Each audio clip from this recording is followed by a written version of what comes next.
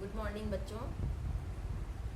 Third year A and B हमने ecosystem start किया था। आपने मेरे प्रीवियस वो नोट्स पीडीएफ नोट्स वगैरह और वीडियो देखे होंगे। उसमें इकोलॉजी का इंट्रोडक्शन दिया था हमने, फिर स्ट्रक्चर ऑफ इकोसिस्टम और इनकी डेफिनेशन दी थी और एक असाइनमेंट भी मैं दे चुकी हूँ आपको।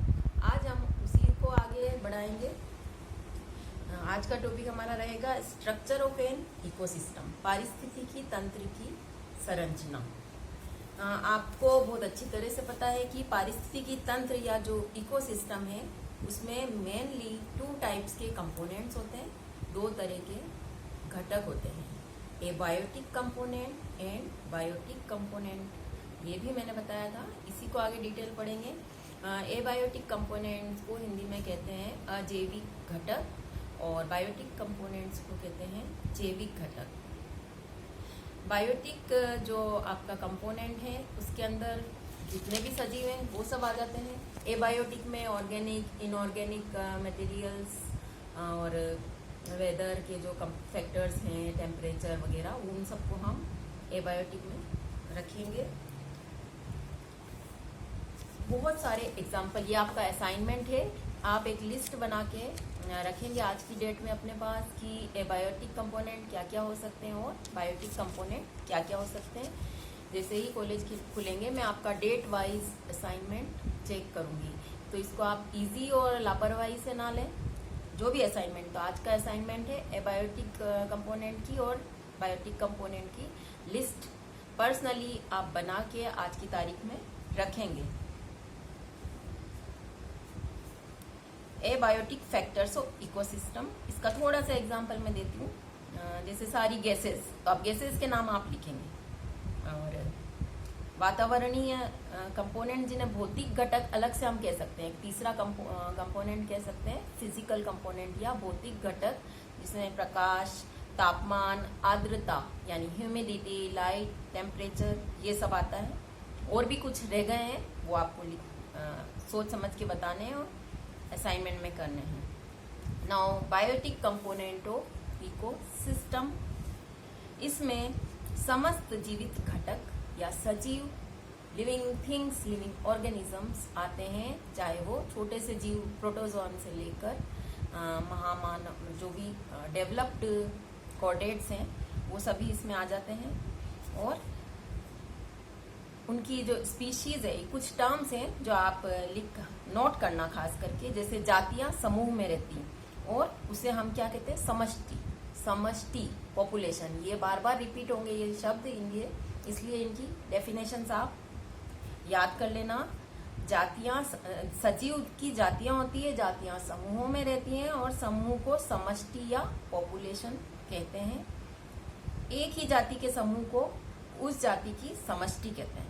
जैसे फॉर एग्जाम्पल आम का बाग, तो उसमें आम ही आम होते हैं।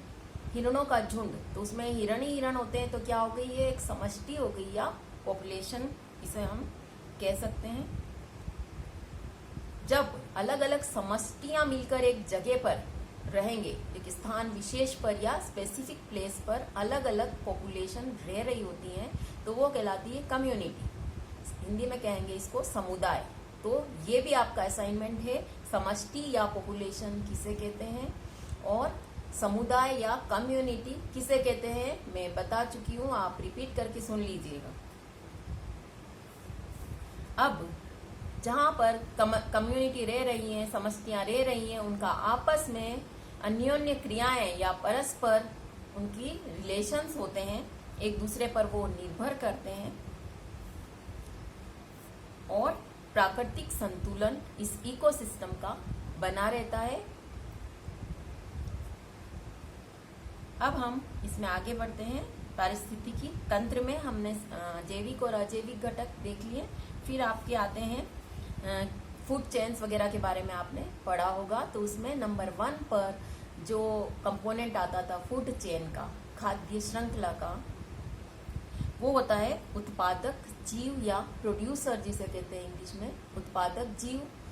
अब आप सोचिए क्या होते हैं उत्पादक जीव, जो स्वयं का भोजन खुद बना लेते हैं, स्वपोषी या ऑटोट्रोफिक लिविंग ऑर्गेनिज्म, जो कि ऑल ग्रीन प्लांट्स उसमें आते हैं, क्योंकि उसमें हरित लवक या क्लोरोप्लास्ट या क्लोरोफिल युक्त जो हरित लवक है वो प्रेजेंट होता है, और वो प्रकाश और प्रकाश की उपस्थिति में, और पानी उसको चाहिए होता है H2 एंड सनलाइट, तो फोटोसिंथेसिस की प्रोसीजर होती है वहाँ पे, और वो हरित लवक के साथ मिलकर अपना भोजन खुद बना लेता है, जो कि स्टार्च होती है। अब ये तो हो गया उत्पादक। तो खाद्य श्रृंखला का प्रथम घटक क्या हो गया? उत्पादक जीव, जैसे कि घास, पेड़ पौधे जो कि हरे हैं, इन्होंने खुद का भोजन खुद बना लिया। एटीपी के रूप में ये होता है, स्टार्च या ऊर्जा, और इसका उपभोग करने वाले समस्त जीव कहलाते हैं उपभोक्ता या कंज्यूमर। तो कंज्यूमर को हम फिर अगेन इनको फिर क्लासिफाई करते हैं, जैसे कि primary consumer, secondary consumer, tertiary consumer. प्राथमिक उपभोक्ता, द्वितीयक उपभोक्ता और तृतीयक उपभोक्ता। प्राथमिक उपभोक्ता कौन होंगे?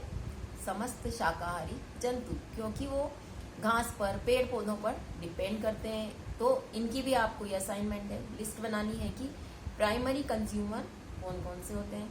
नाउ सेकेंडरी कंज्यूमर या द्वितीयक उपभोक्ता। द्वितीयक उपभोक्ता वो होते हैं जो शाकाहारी जीवों पर निर्भर करते हैं, यानी कि छोटे छोटे घास कुतरने वाले जीवों को जो खाते हैं। अब आप इसकी भी लिस्ट बनाइएगा। फिर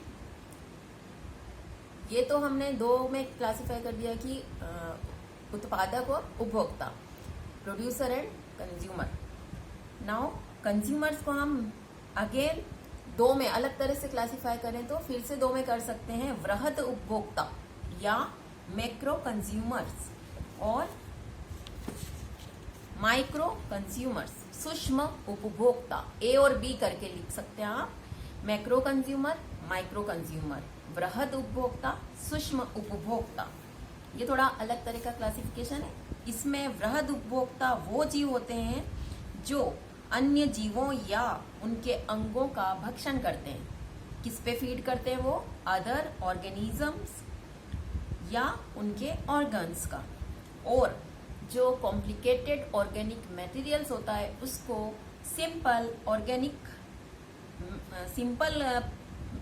मटेरियल्स में कन्वर्ट करके एनर्जी फ्री करते हैं, ऊर्जा मुक्त करते हैं। और इसको हम 3 कैटेगरीज में रख सकते हैं, किसको? वृहद उपभोक्ता को, जैसे प्रथम श्रेणी के उपभोक्ता या प्राइमरी कंज्यूमर। ये कौन से वाले हैं, इसमें आप कंफ्यूज मत होना। पहले भी मैंने प्राइमरी कंज्यूमर बताया था, सेकेंडरी और टर्शरी बताया था, पर ये वृहद उपभोक्ता का आगे का वर्गीकरण है,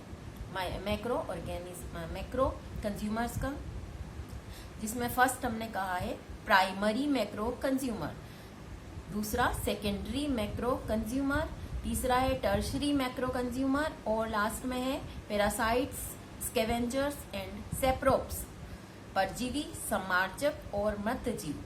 तो प्राथमिक उपभोक्ता जो है, प्राथमिक वृहद उपभोक्ता या प्राइमरी मैक्रो कंज्यूमर जो है, ये पूर्णतः शाकाहारी होते हैं, रोडेंट्स, खरगोश वगैरह। द्वितीयक बिल्ली, कुत्ता वगैरह, सांप। तृतीयक होता है टर्शरी, गिद्ध, चीता, शेर, लॉयन, टाइगर एटसेट्रा, ईगल। परजीवी में समस्त बैक्टीरिया आते हैं, फंजाई आती है, और समार्जक स्कैवेंजर या डेट्रीवोर्स में आते हैं अर्थवॉर्म्स, टर्माइट्स यानी केंचुए, दीमक एटसेट्रा। अब है सूक्ष्म उपभोक्ता, माइक्रो कंज्यूमर। ये डिकम्पोजर्स होते हैं जो खाद्य पदार्थ का रूप बदल देते हैं, काम में आने लायक उसको, सड़े गले जो मृत सड़े गले खाद्य पदार्थ हैं उनका रूप बदलकर उसको यूजफुल बना देते हैं। खाद या फर्टिलाइजर भी इसी का एक एग्जाम्पल है। इसमें एक्टिनोमाइसिटीज, कवक या फंजाई जिसे कहते हैं, एक्टिनोमाइसिटीज, फंजाई और बैक्टीरिया आते हैं। तो आज का आपका ये चैप्टर था, इसे अच्छे से सुनिए और इसमें जो असाइनमेंट दिए हैं वो करिए। नेक्स्ट हम देखेंगे फंक्शनिंग ऑफ इकोसिस्टम, कोई भी पारिस्थितिकी तंत्र की कार्य प्रणाली क्या होती है, उसमें एनर्जी फ्लो किस तरह होता है, यानी पारिस्थितिकी तंत्र में ऊर्जा प्रवाह कैसे होता है, और उसमें क्या ट्रॉफिक लेवल्स हैं, यानी पोषण स्तर क्या है, और कुछ फूड चेन्स के हम एग्जाम्पल देखेंगे। इसके कुछ फोटो मैंने डाले भी हैं आपको PDF बना के, कुछ फूड चेन्स के, जैसे अलग अलग स्थान पर जो चलती हैं, घास स्थल खाद्य श्रृंखला, फॉरेस्ट वन वाली खाद्य श्रृंखला, एक्वेटिक यानी जलीय खाद्य श्रृंखला, डेजर्ट यानी रेगिस्तानी खाद्य श्रृंखला। तो ये सब हम अगले अपने वीडियो में और PDF में आपसे शेयर करेंगे। इस जो भी हम वीडियो डालते हैं या PDF डालते हैं उसको आप इजी ना लें, ये हम बहुत मेहनत से आपके लिए एफर्ट्स कर रहे हैं। तो आपकी पढ़ाई ऑनलाइन जारी रहनी चाहिए, क्योंकि आपका फ्यूचर आपके हाथ में है। ये टाइम निकल जाएगा, वापस आपके हाथ में नहीं आएगा। तो be serious and attentive. Okay.